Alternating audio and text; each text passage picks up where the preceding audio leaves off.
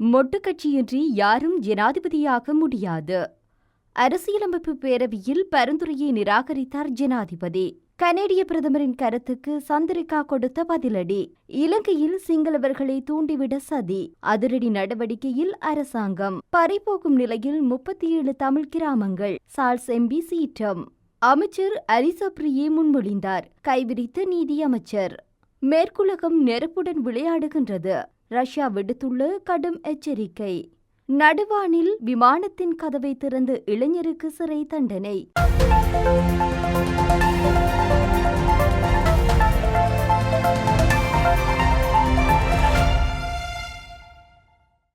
காட்டு சட்டத்தை இல்லாதொழித்து ஜனநாயகத்தை உறுதிப்படுத்துவதற்கு ஜனாதிபதி ரணில் விக்ரமசிங்கவிற்கு நன்றி தெரிவித்துக் கொள்கின்றோம். ஸ்ரீலங்கா பொதுஜன பெரமுனவின் ஒத்துழைப்பு இல்லாமல் ஜனாதிபதி தேர்தலில் எந்த தரப்பினராலும் வெற்றி பெற முடியாது என ஆளும் தரப்பின் பாராளுமன்ற உறுப்பினர் ரோகித அபேகுணவர்தன தெரிவித்துள்ளார். விவசாயத்துறை தொடர்பில் எடுத்த தவறான தீர்மானத்தினால் ஸ்ரீலங்கா பொதுஜன பெரமுன தலைமையிலான அரசாங்கம் குறுகிய காலத்திற்குள் பலவீனமடைந்திருந்தது. சேதன பசலை திட்டம் சிறந்தது. இருப்பினும் ஒரே சட்டத்தின் ரசாயன உர பாவனை மற்றும் இறக்குமதி தடை செய்யப்பட்டதனால் சேதன பசலை திட்டம் பாரிய நெருக்கடிகளை ஏற்படுத்தியது. சேதன பசலை திட்டம் தொடர்பில் தவறான ஆலோசனைகளை வழங்கிய துறைசார் நிபுணர்கள் என்று ஒன்றும் அறியாதவர்களைப் போல செயல்பட்டு ரீதியிலாக அரசியலில் ஈடுபடுகின்றார்கள். காலம் அவர்களுக்கு சிறந்த பாடத்தை கற்பிக்கும் என அவர் மேலும் தெரிவித்துள்ளார். தேசிய காவல்துறை ஆணைக்குழுவிற்காக அரசியலமைப்பு பேரவை வழங்கிய பரிந்துரையொன்றை ஜனாதிபதி ரணில் விக்ரமசிங்க நிராகரித்துவிட்டதாக கூறப்படுகின்றது. டிரான்ஸ்பெரன்சி இன்டர்நேஷனல் நிறுவனத்தின் இலங்கை பணிப்பாளர் எஸ். ரணிகேவின் பெயரே நிராகரிக்கப்பட்டுள்ளதாக தகவல்கள் தெரிவிக்கின்றன. இதுகுறித்து அரசியலமைப்பு பேரவையின் கூட்டத்தின் போது நீண்ட விவாதம் இடம்பெற்றுள்ளதாக தெரிய வருகின்றது. இதன்போது அரசியலமைப்பு பேரவை வழங்கிய பரிந்துரைகளை எவராலும் நிராகரிக்க முடியாது என பேரவையை பிரதிநிதித்துவப்படுத்தும் சிவில் சமூக உறுப்பினர்களின் முக்கிய குழு சுட்டிக்காட்டியுள்ளது. எவ்வாறாயினும் இது தொடர்பாக அரசியலமைப்பு பேரவை இன்னும் இறுதி முடிவு எடுக்கப்படவில்லை என்றும் தகவல்கள் வெளியாகியிருக்கின்றன. கனேடிய பிரதமர் இலங்கையில் தமிழின படுகொலை நடந்தது என்று கூறும் கருத்தை நான் ஏற்றுக்கொள்ள மாட்டேன். விசாரணைகள் எதுவுமின்றி இப்படியான சொல்லை கனேடிய பிரதமர் பயன்படுத்தியது கண்டனத்திற்குரியது என முன்னாள் ஜனாதிபதி சந்திரிகா பண்டாரநாயக்க குமாரதுங்க தெரிவித்துள்ளார். மே 18 தமிழின படுகொலை நினைவேந்தல் நாளாக பிரகடனம் செய்யும் பிரேரணையை நாடாளுமன்றம் கடந்த ஆண்டில் ஒருமனதாக நிறைவேற்றியது. இந்த மோதலில் பாதிக்கப்பட்டவர்களதும் தப்பி பிழைத்தோர்னதும் உரிமைகளுக்காகவும் இலங்கையில் தொடர்ந்தும் நெருக்கடிகளை எதிர்கொள்வோருக்காகவும் குரல் கொடுப்பதை கனடா நிறுத்த மாட்டாது என்று அந்த நாட்டு பிரதமர் ஜஸ்டின் ட்ரூடோ முள்ளிவாய்க்கால் நினைவேந்தலையொட்டி வெளியிட்டு அறிக்கையில் குறிப்பிட்டிருந்தார். இலங்கையில் இறுதிப்போரில் இடம்பெற்றதாக கூறப்படும் போர்க்குற்றங்கள், மனித உரிமை மீறல்கள் தொடர்பில் உள்நாட்டில் ஏற்றுக்கொள்ளக்கூடிய வகையில் நீதியான விசாரணைகள் எதுவும் இதுவரை நடைபெறவில்லை. அதனால்தான் பாதிக்கப்பட்ட தரப்பினர் சர்வதேசத்திடம் நீதி வேண்டி நிற்கின்றார்கள். இந்த நிலையில்தான் வெளிநாடுகளின் தலைவர்களும் சர்வதேச பிரதிநிதிகளும் இலங்கை அரசுக்கு எதிராக குற்றச்சாட்டுகளை முன்வைத்து வருவதுடன் நாட்டை அவமானப்படுத்தும் வகையில் கருத்துக்களை வெளியிட்டு வருகின்றனர். ஒரு நீதியான உள்நாட்டு விசாரணை நடத்தியிருந்தால் வெளியில் இருப்போர் நாட்டையும் அரசையும் இவ்வாறு தூற்றியிருக்க மாட்டார்கள். எனினும் கனேடிய பிரதமர் இலங்கையில் தமிழின படுகொலை நடந்தது என்று கூறும் கருத்தை நான் ஏற்றுக்கொள்ள மாட்டேன். விசாரணைகள் எதுவுமின்றி இப்படியான சொல்லை கனேடிய பிரதமர் பயன்படுத்தியது கண்டனத்துக்குரியது என அவர் மேலும் தெரிவித்துள்ளார். புத்தரை அவமதித்து பௌத்தர்களை தூண்டிவிட திட்டமிட்ட சதி நடவடிக்கையொன்று முன்னெடுக்கப்படுகின்றதா என்பது தொடர்பில் போலீசார் விசாரணைகளை ஆரம்பித்துள்ளனர். போதகர் ஜெரோம் பெர்னாண்டோ புத்தரை அவமதிக்கும் வகையில் தெரிவித்த கருத்து மற்றும் நடாசா எதிரிசூரிய என்ற பெண்ணின் கருத்து ஆகியவற்றினுடைய அடிப்படையில்தான் இந்த விசாரணை ஆரம்பிக்கப்பட்டுள்ளது. ஜெரம் பெர்னாண்டோ மற்றும் நடாசா எதிரிசூரிய ஆகியோரின் கருத்துக்களுடன் தொடர்புடைய 2 சம்பவங்கள் தொடர்பில் பக்கசார்பற்ற விசாரணைகளை நடத்துமாறு பொலிஸ்மா அதிபர் சந்திர விக்ரமரத்ன குற்றப்புலனாய்வு திணைக்களத்திற்கு பணிப்புரை விடுத்துள்ளார். போதகர் ஜெரோம் பெர்னாண்டோவின் கருத்தினால் பௌத்தர்கள் மத்தியில் பெரும் கொந்தளிப்பு ஏற்பட்டிருப்பதுடன் அது தொடர்பான அறிக்கையை வெளியிட்ட பின்னர் ஜெரோம் பெர்னாண்டோ நாட்டை விட்டு வெளியேறியிருக்கின்றார். இது தொடர்பில் குற்றப்புலனாய்வு பிரிவினரினால் விசாரணைகள் மேற்கொள்ளப்பட்டு வந்த நிலையில் கொழும்பில் உள்ள பிரதான பாடசாலையொன்றில் கேட்போர் கூடத்தில் நடைபெற்ற நகைச்சுவை நிகழ்ச்சியில் தொகுத்து வழங்கிய நடாஷா எதிரிசூரிய என்ற பெண் புத்தரை அவமதிக்கும் வகையில் மேலும் பல கருத்துக்களை வெளியிட்டிருக்கின்றார். இதனால் நாட்டில் பெரும் பரபரப்பு ஏற்பட்டதுடன் குறித்த பெண் சிங்கப்பூருக்கு தப்பி செல்ல கட்டுநாயக்க பண்டார்நாயக்க விமான நிலையத்திற்கு சென்றபோது குற்றப்புலனாய்வு பிரிவினரால் கைது செய்யப்பட்டுள்ளார்.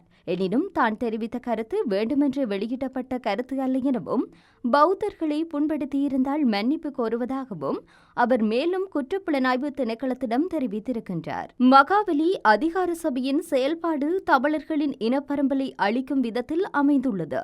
மகாவலி அதிகார சபைக்கு 37 தமிழ் கிராமங்களை உள்ளடக்கி வர்த்தமானி அறிவித்தல் வெளியிடுவதற்காக பிரதேச செயலகங்களுக்கு கடிதம் அனுப்பி வைக்கப்பட்டுள்ளதாக தமிழ் தேசிய கூட்டமைப்பு நாடாளுமன்ற உறுப்பினர் சார்ல்ஸ் நிர்மலநாதன் தெரிவித்துள்ளார். மகாவலி அதிகார சபையின் செயல்பாடு என்பது தமிழர் தாயக பகுதிகளில் தமிழர்களின் இனப்பரம்பலை அளிப்பதற்கும் சிங்கள மக்களை தமிழர் தாயக பகுதிகளுக்குள் கொண்டு வருவதற்கும் தமிழர்களை இன ரீதியாக இல்லாமல் செய்வதற்குமான செயற்பாடுகளை தந்திரமாக நீண்ட காலமாக முன்னெடுத்து வருகின்றது. இதனை முழுமையாக நாம் கண்டிக்கின்றோம். மகாபலி அதிகார சபையினால் முல்லைத்தீவு வவுனியா மாவட்டங்களில் 1988 ஆண்டு வர்த்தமானி அறிவித்தல் மூலம் 14 கிராம அலுவலர் பிரிவுகள் அபகரிக்கப்பட்டு யுத்தத்தில் மக்கள் இடம்பெயர்ந்த போது முழுமையாக அங்கு சிங்கள குடியேற்றங்களை நிறுவி வெளியோயா என்ற புதிய பிரதேச செயலகம் உருவாக்கப்பட்டிருக்கின்றது. வடக்கு கிழக்கை பிரிக்கின்ற நோக்கத்திற்காக இந்த மகாபலி அதிகார சபை புதிய ஒரு பிரதேச செயலகத்தை உருவாக்கி கொக்கிலாய் முதல் செம்மலை வரை இருக்கின்ற 6 கிராம சேவகர் பிரிவுகளை அபகரிக்க முயற்சி எடுத்த போது எங்களுடைய தொடர் அழுத்தம் காரணமாக தற்காலிகமாக அந்த திட்டம் நிறுத்தப்பட்டிருந்தது எனவும் அவர் சுட்டிக்காட்டியிருக்கின்றார். உண்மை மற்றும் நல்லிணக்க ஆணைக்குழு தொடர்பான சட்டவரவை தயாரிக்கும் பணிகளுக்கு பொறுப்பாக அமைச்சர் அலி சப்ரியன் முன்மொழிவின் பிரகாரமே வணிகத்துறைசார் சட்டத்தரணி அசங்கு குணவன்ச நியமிக்கப்பட்டதாகவும் இதன் பின்னணி குறித்து தனக்கு எதுவும் தெரியாது என்றும் நீதி அமைச்சர் விஜயதாச ராஜபக்ஷ தெரிவித்துள்ளார். உண்மை மற்றும் நல்லிணக்க ஆணைக்குழுவை ஸ்தாபிப்பதற்கான நடவடிக்கைகள் முன்னெடுக்கப்பட்டு வரும் நிலையில் அந்த ஆணைக்குழு தொடர்பான சட்ட வரைவை தயாரிப்பதற்காக நியமிக்கப்பட்டுள்ள குழுவிற்கு பொறுப்பாக சர்வதேச பொருளியல் சட்டத்தின் சிறப்பு தேர்ச்சி பெற்ற வணிகத்துறை சட்டத்தரணியான கலாநிதி அசங்கு குணவன்ச நியமிக்கப்பட்டுள்ளார். அது மாத்திரமன்றி உண்மை மற்றும் நல்லிணக்க ஆணைக்குழுவுடன் இணைந்ததாக ஸ்தாபிக்கப்படவுள்ள உண்மை மற்றும் நல்லிணக்க செயலகத்தின் செயலாளர் நாயகமாக சர்வதேச மனித உரிமைகள் சட்டத்தில் எந்தவித பரிச்சயமும் மற்ற அசங்கு குணவன்சவை நியமிப்பதற்கு உத்தேசிக்கப்பட்டுள்ளமை தொடர்பில் சிவில் சமூக செயற்பாட்டாளர்கள் மற்றும் தமிழ் அரசியல் பிரதிநிதிகள் கடும் அதிருப்தியை வெளிப்படுத்தியிருக்கும் அதேவேளை இதுபற்றி நீதியரசர் நவாஸ் தலைமையிலான ஜனாதிபதி ஆணைக்குழுவிற்கும் முறைப்பாடுகள் அனுப்பி வைக்கப்பட்டுள்ளன. இவ்வாறானதொரு பின்னணியில் இதுகுறித்து நீதியமைச்சர் விஜயதாச ராஜபக்ஷவின் வினவிய போது உண்மை மற்றும் நல்லிணக்க ஆணைக்குழுவை ஸ்தாபிப்பதற்கு ஒருவர் தேவை என்ற காரணத்தினாலேயே அசங்கு குணவன்ச நியமிக்கப்பட்டதாகவும் அவருடைய பின்னணி குறித்து விவரங்கள் தனக்கு தெரியாது என்றும் அவர் பதிலளித்திருக்கின்றார். உக்ரைனுக்கு F-16 போர் விமானங்களை வழங்க ஒப்புக்கொண்டதன் மூலம் மேற்குலகம் நெருப்புடன் விளையாடுகின்றது என்று ரஷ்ய வெளியுறவு அமைச்சர் செர்ஜி லாவ்ரோவ் எச்சரிக்கை விடுத்துள்ளார். தென்கிழக்கு உக்ரைனில் முற்றுகையிடப்பட்ட நகரமான பாக்மூட்டை சுற்றி போர் தணிந்துள்ளதாகவும் அவர் குறிப்பிட்டுள்ளார். உக்ரைனின் ராணுவ உளவுத்துறை கட்டுப்பாட்டில் தென்கிழக்கில் அமைந்துள்ள அணுமின் நிலையத்தில் பெரிய அளவிலான தாக்குதல்களுக்கு ரஷ்யா திட்டமிட்டு வருகின்றது என்றும் உக்ரைனிய எதிர் தாக்குதலை சீர்குலைக்கும் நோக்கத்துடன் உள்ளது என்றும் உக்ரைன் தரப்புகளில் செய்தி வெளியாகியிருந்தமை குறிப்பிடத்தக்கது. ஒரு பார்வையில் ரஷ்யா உக்ரைன் இங்கிலாந்திற்கான ரஷ்ய தூதர் ஆண்ட்ரியோ கெல்லின் ரஷ்யாவிடம் பெரிய வளங்கள் உள்ளன, நாங்கள் இன்னும் தீவிரமாக செயல்பட தொடங்கவில்லை என்றும் தெரிவித்திருந்தமையும் குறிப்பிடத்தக்கது. உலக செய்தி நிறுவனம் ஒன்றுக்கு அண்மையில் வழங்கிய நேர்காணலில் இந்த விடயத்தை அவர் தெரிவித்திருந்தார். தென்னாப்பிரிக்காவின் அதிபர் சிரில் ரமபோசா கடந்த ஆண்டு கேப்டவுன் அருகே உள்ள கடற்படை தளத்திலிருந்து ரஷ்ய கப்பல் ஆயுதங்களை சேகரித்ததாக அமெரிக்காவின் குற்றச்சாட்டுகளை விசாரிக்க ஒரு குழுவை நியமித்துள்ளதாக அமெரிக்க அரசு தரப்புகள் தெரிவித்துள்ளன. போருக்கான ஆளில்லாத விமானங்கள் மற்றும் ராணுவ உபகரணங்களை ரஷ்யாவிற்கு வழங்குவதில் ஈரானுடைய பங்கு காரணமாக ஈரானுக்கு 50 ஆண்டுகளாக தடை விதிக்க உக்ரைன் நாடாளுமன்றத்திடம் அதிபர் ஜெலன்ஸ்கி கோரிக்கையொன்றை முன்வைத்திருக்கின்றார். ரஷ்ய ஆக்கிரமிப்பு படைகளுக்கு எதிரான எதிர்த்தாக்குதலுக்கு வழிவகுக்கும் பூர்வாங்க நடவடிக்கைகள் தொடங்கியுள்ளன என்று உக்ரைன் அதிபரின் ஆலோசகர் தெரிவித்துள்ளார்.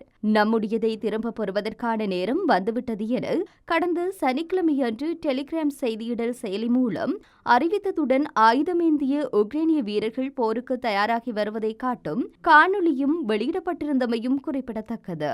தென்கொரியாவின் தெற்கு பகுதியில் உள்ள ஜெஜி தீவிலிருந்து டேகு பகுதிக்கு விமானம் ஒன்று கடந்த 2 நாட்களுக்கு முன் புறப்பட்டது.